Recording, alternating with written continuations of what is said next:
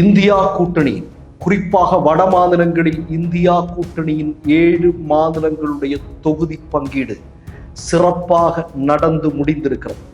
பிரியங்காவுடைய மேஜிக்கில் உத்தரப்பிரதேசத்தில் இன்றைக்கு இந்தியா கூட்டணி ஒரு மிகப்பெரிய வெற்றியை பதிவு செய்ய போகிறது என்கிற தகவல்கள் உறுதி செய்யப்பட்டுக் கொண்டிருக்கின்றன.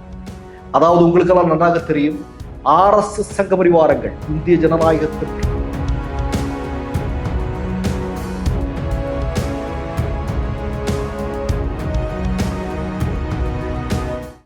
மலேசியா, சிங்கப்பூர், துபாய் நாடுகளில் குடியுரிமை வேண்டுமா? வெளிநாடுகளில் வெற்றிகரமாக இயங்கிக் கொண்டிருக்கும் பெரும் தொழில் நிறுவனங்களில் முதலீடு செய்ய விரும்புகிறீர்களா? பொது வர்த்தகங்களில் ஏற்றுமதி இறக்குமதி செய்ய வேண்டுமா? உடனடி தொடர்பு கொள்ளுங்கள். மிஸ்டர் பர்ஃபெக்ட் எக்ஸ்ட்ரா கோல்டு திருமணமான ஆண்களுக்கு திருப்பு முனையை ஏற்படுத்தும் ஹலாலான இயற்கை வியாகரா. வயதான பலகினமா, சுகர் பலகினமா, இனி கவலை வேண்டாம், உடனே ஆர்டர் செய்யுங்கள். இந்த சேனல் மக்களுக்காக செயல்படுகிறது என்று நீங்கள் நம்பினால், வாய்ப்பிருந்தால் எங்களுக்கு முடிந்த உதவியை செய்யுங்கள். வணக்கம். இந்தியா கூட்டணி, குறிப்பாக வட மாநிலங்களில் இந்தியா கூட்டணியின் 7 மாநிலங்களுடைய தொகுதி பங்கீடு சிறப்பாக நடந்து முடிந்திருக்கிறது.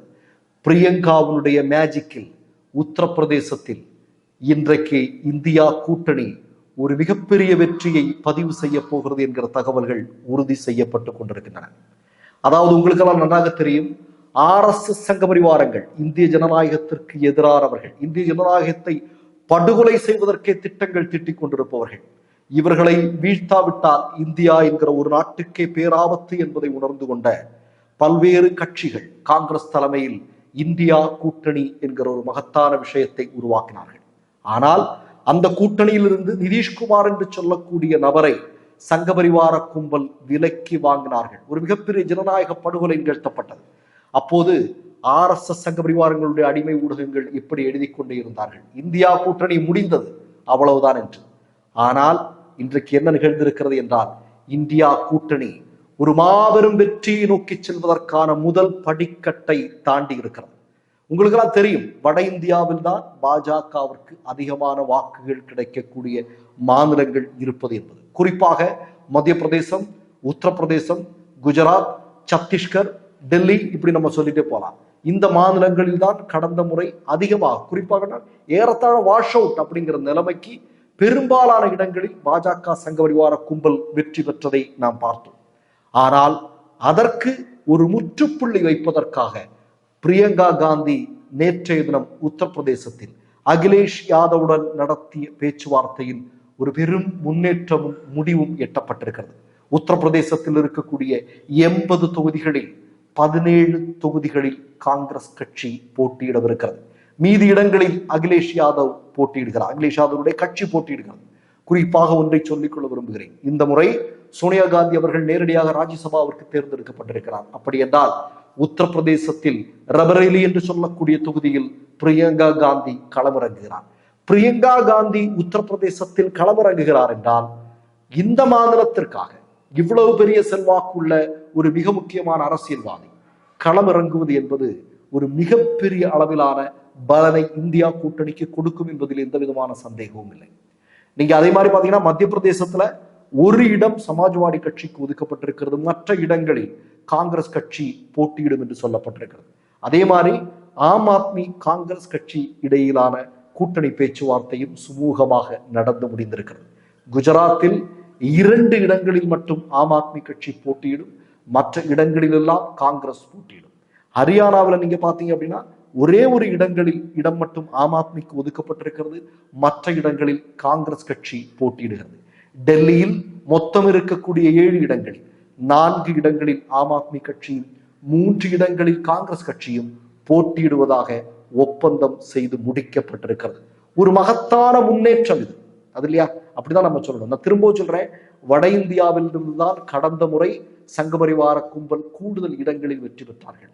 இந்த முறை கர்நாடகம் உட்பட தென்னிந்திய மாநிலங்கள் எப்போதுமே பாஜகவை புறக்கணித்திருக்கிறது. கடந்த முறை மட்டும்தான் கர்நாடகாவில் 20 இடங்களில் பாஜக வெற்றி பெற்றது. ஆனால் இந்த முறை அந்த 20 இடங்களிலும் காங்கிரஸ் வெற்றி பெறும் என்று மோடியினுடைய அடிமை ஊடகங்களே தேர்தலுக்கு முந்தைய கருத்து கணிப்புகளை வெளியிட்டு உறுதி செய்திருக்கிறார்கள். அப்படி என்றால் தென்னிந்தியாவில் மோடிக்கு வாஷ் அவுட், சங்க பரிவாரங்களுக்கு மொட்டையடிக்க காத்து கொண்டிருக்கிறது தென்னிந்தியா. இப்ப இருக்கிறது வட இந்தியா. வட இந்தியாவில் அவர்களுடைய மிக முக்கியமான மாநிலம் உத்தரப்பிரதேசம். ஏன்னா உத்தரப்பிரதேசத்துல 80 பாராளுமன்ற இடங்கள் இருக்கு. இந்த 80 இடங்களில் 70 இடங்களுக்கு பக்கத்துல கடந்த முறை பாஜக வெற்றி பெற்றது. ஆனால் இந்த முறை அதற்கு வாய்ப்பில்லை. உத்தரப்பிரதேசத்தில் எந்த கட்சி கூடுதலான இடங்களில் வெற்றி பெறுகிறதோ அந்த கட்சி இந்தியாவில் ஆட்சி பொறுப்பிற்கு வரும் என்பது எல்லோரும் பேசுவது, கடந்த காலங்களில் பேசிக் கொண்டிருக்கக்கூடிய வழக்கம்.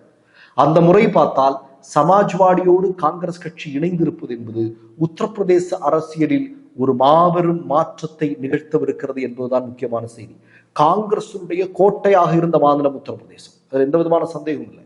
ஜவஹர்லால் நேருனுடைய மண் அது இல்லையா, அதெல்லாம் நமக்கு நல்லா தெரியும்.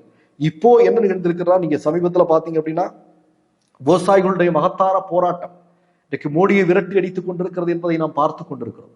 இந்த விவசாயிகளில் பெரும்பாலானவர்கள் இப்ப பஞ்சாப், ஹரியானா அங்கு இருக்கக்கூடிய விவசாயிகளை தவிர்த்து பார்த்தால் கூடுதலான விவசாயிகள் உத்தரப்பிரதேசத்தை சார்ந்தவர்களாக இருக்கிறார்கள். உத்தரப்பிரதேச மண்ணும் விவசாய போராட்டத்திற்காக தங்கள் மக்களை முன்னிறுத்தி போராடி கொண்டிருக்கக்கூடிய காட்சியை பார்த்து கொண்டிருக்கிறோம். இப்ப நான் ஆரம்பத்துல சொன்னேன் இல்லையா, நிதிஷ்குமார் என்று சொல்லக்கூடிய நபரை விலக்கி வாங்கிவிட்டு RSS கொக்கரித்து கொண்டிருந்தது இல்லையா, இந்தியா கூட்டணி முடிந்தது என்றெல்லாம் சொல்லிக் கொண்டிருந்தார்கள். ஆனால் இன்னைக்கு என்ன நிகழ்ந்து கொண்டிருக்கிறது, இன்றைக்கு இந்த விவசாயிகள் போராட்டம் துவங்குவதற்கு சற்று முன்னர் இருந்தே நீங்க பாத்தீங்க அப்படின்னா சங்க பரிவாரங்களுக்கு சங்கு ஊதக்கூடிய நிகழ்வுகள் இந்தியாவில் அரங்கேற துவங்கின.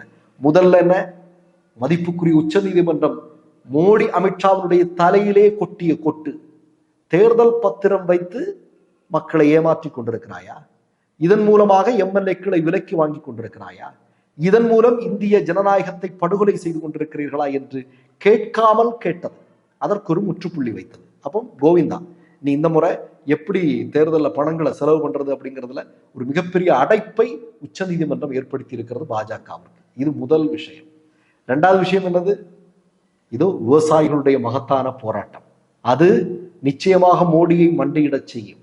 அதாவது இன்றைக்கு எல்லா மாநிலங்களில் இருக்கக்கூடிய மக்களும் அந்த போராட்டத்தில் கலந்து கொள்வதற்காக, விவசாயிகள் எல்லா மாநிலங்களிலும் இருக்கக்கூடிய விவசாயிகள் அந்த போராட்டத்தில் கலந்து கொள்வதற்காக தங்களை தயார்படுத்தி வருவதாக சொல்லப்படுகிறது. அடுத்ததாக என்ன, இந்தியா கூட்டணி தொகுதி உடன்பாடு ஏற்பட்டிருக்கிறது. வட இந்தியா, நான் திரும்பவும் சொல்றேன், தென்னிந்தியாவில் இப்ப மேற்கு வங்கத்துல மம்தா பானர்ஜி இப்ப காங்கிரஸ் கூட கூட்டணி வைக்கலனாலும் அந்த பிரச்சனையும் இல்லை. மம்தா அங்கே வெற்றி பெற்றால், காங்கிரஸ் அங்கே வெற்றி பெற்றால், கம்யூனிஸ்ட் கட்சி அங்கே வெற்றி பெற்றால், மார்க்சிஸ்ட் கம்யூனிஸ்ட் கட்சி அங்கே வெற்றி பெற்றால் அவர்கள் இந்தியா கூட்டணியோடு வரப்போகிறார்கள். அதுல நமக்கு எந்த பிரச்சனையும் இல்லை.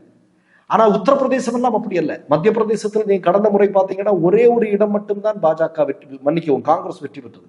கமல்நாதனுடைய மகன் மட்டும்தான் வெற்றி பெற்றார், அது நமக்கு தெரியும்.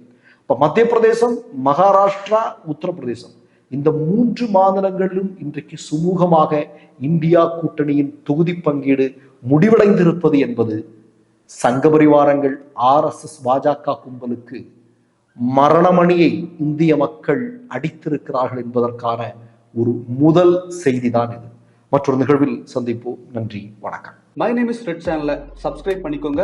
அதுக்கப்புறமா பக்கத்துல இருக்கிற ஜாயின் பட்டனை கிளிக் பண்ணீங்கன்னா ஒரு நியூ பேஜ் ஒன்று ஓப்பன் ஆகும். அதுலயும் ஜாயின் பட்டனே கிளிக் பண்ணிக்கோங்க. அதுல பாத்தீங்கன்னா credit R debit card options இருக்கு. இதுல உங்களுக்கு விசா, மாஸ்டர் கார்டு, ரிப்பே அப்படின்னு 3 ஆப்ஷன்ஸ் கொடுத்துருக்காங்க.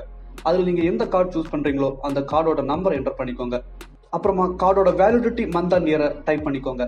அடுத்தபடியா உங்க கார்டோட பின்னால CVC கோடுன்னு சொல்லிட்டு 3 நம்பர்ஸ் கொடுத்துருப்பாங்க. அந்த நம்பர் இதுல என்டர் பண்ணிக்கோங்க. அப்புறமா அட்ரஸ் அண்ட் இன்ஃபர்மேஷன் என்டர் பண்ணிட்டு பைங்கிற பட்டனை கிளிக் பண்ணிக்கோங்க. ஒருவேளை உங்க கார்டு நம்பர் இன்வாலிட்னு காமிச்சிச்சுன்னா உங்க கார்டுல இன்டர்நேஷனல் யூசேஜை எனேபிள் பண்ணுங்க.